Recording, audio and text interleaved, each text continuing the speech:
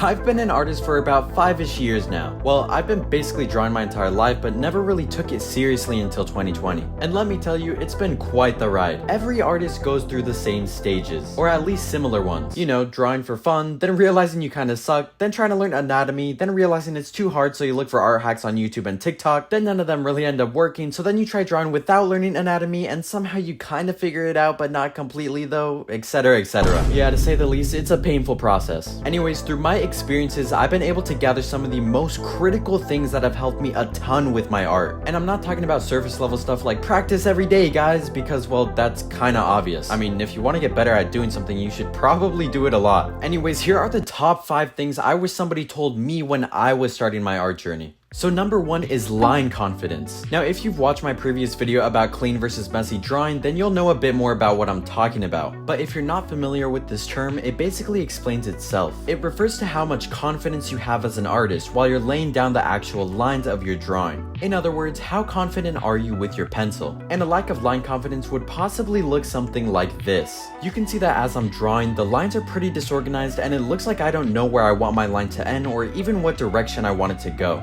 And no, just because you use reference doesn't mean you'll magically increase your line confidence. In any case, you'll probably find it more difficult to be confident in your lines when using reference since you're trying to copy an image line for line. So what I found that helps improve my line confidence is technique. For example, if you want longer or smoother strokes with your pencil, avoid using your wrist when you're drawing. Instead, it's much easier to use the whole movement of your arm to create smoother lines how I am here with this circle. And you also want to kind of envision where your line ends and where it begins, which of course is easier when you're using reference. So let's say for this simple Sanji sketch, I want to connect his ear to the bottom of his chin. Now before I actually do so, I'm thinking of exactly where I want to position the line. And since I want to make it a smooth line, before actually drawing it, I'd almost imagine myself doing so by imitating the movement I'll make with my hand. And when I feel like I've got the right stroke, then I draw the line.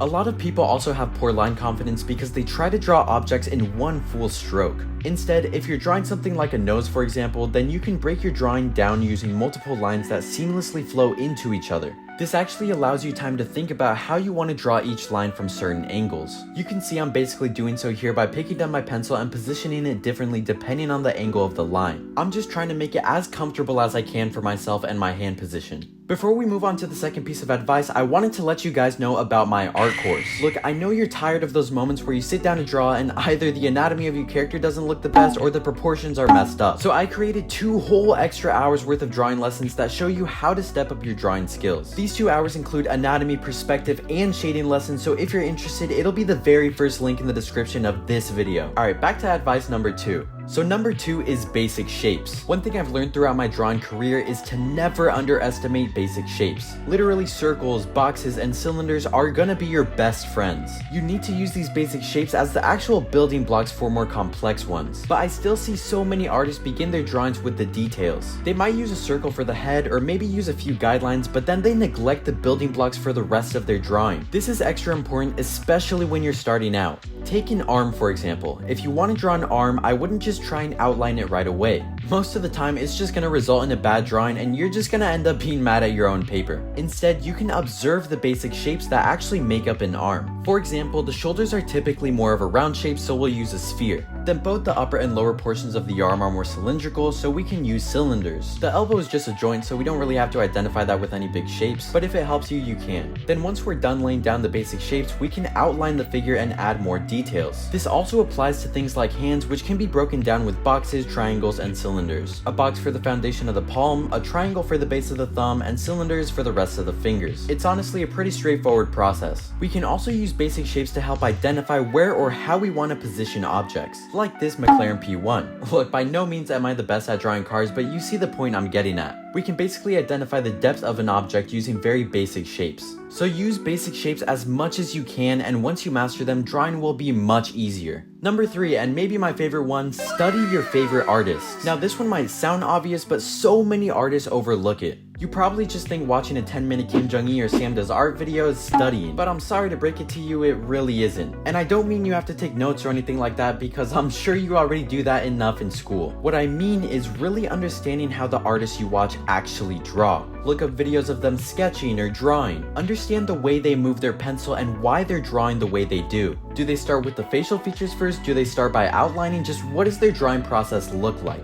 I started recently getting more into JoJo's Bizarre Adventure, so I looked up some videos of Araki himself drawing. I studied his process and was even able to take some of the techniques he used. And I'm actually not just making this up for the video. You can see how Araki forms the faces he draws by identifying where the eyes are with ovals and where the mouth is, etc. And using the same techniques from the video, I was able to create this JoJo's Bizarre Adventures inspired original character. I hate drawing front views of the face since you have to rely on symmetry, but studying and using his techniques genuinely helped me. And the cool thing is, you can do this with any artist. If you like the way Bleach's art style looks, then study how Tite Kubo draws. If you like how, I don't know, hands look in JJK, then study how Gege Akutami draws their hands. One thing you have to keep in mind though is that sometimes there aren't going to be tutorials or videos for you to watch, so you have to study from images, which is mostly what I do. You just have to pay more attention to the patterns in the art you're trying to learn from. Like how in the Berserk manga they use a lot of hatching and cross-hatching, and they do it in a very specific way. But yeah, just study your favorite artist, trust me, it's kind of fun too. Number 4, and this might be the most important yet controversial one, use reference. Look, I don't care what people say, reference is a tool and should be thought of as one. A lot of toxic artists like to say, well, using reference is just copying, or using reference is cheating. But like, when did art become a game with rules, and how is using images to help you observe objects even breaking a rule? Just think about it logically for a second. We're all human, right? And we develop and learn through observation and experience. And this goes for anything and everything. Learning how to drive, learning how to read, write, speak, swim, you name it. And it isn't any different with drawing. You have to observe different objects, different people, and places to store in your databank of knowledge so that you can understand how to draw something better. And if you're not buying this concept from me, take it from Kim Jong-il himself. And though he doesn't use reference and is famous for drawing from imagination, he explains from a Proko interview on YouTube how he was able to achieve this. Anyways, using reference doesn't also have to mean that you're copying an image one-to-one. You can use it to help you draw a certain pose or facial expression. So yeah, just don't be afraid to use references, especially when somebody's telling you not to.